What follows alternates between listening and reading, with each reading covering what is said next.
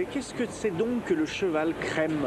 D'autant plus qu'ici, là, on voit des chevaux finalement de robes assez différentes. Il y a des chevaux très clairs et des chevaux beaucoup plus foncés. Ce sont tous des crèmes alors?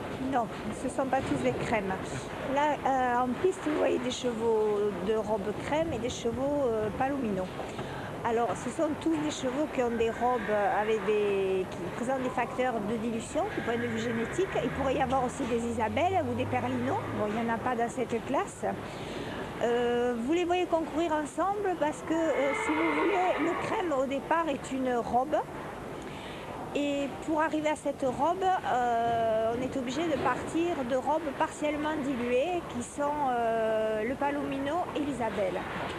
Tous ces chevaux que vous voyez concourir sont des chevaux qui sont inscrits au studbook du cheval crème, soit au titre de régular, c'est-à-dire ce sont tous ceux qui ont la robe crème, soit au titre de breeding stock, c'est-à-dire réserve d'élevage pour obtenir du crème.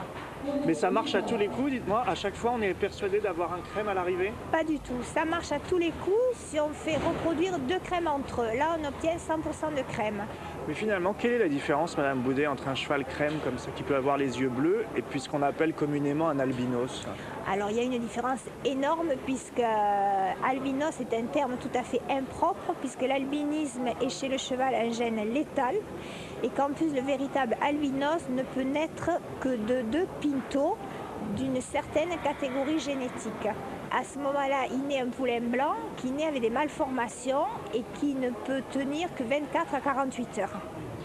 Donc en fait, ce qu'on appelle communément des albinos, Ce sont des crèmes, on se trompe totalement.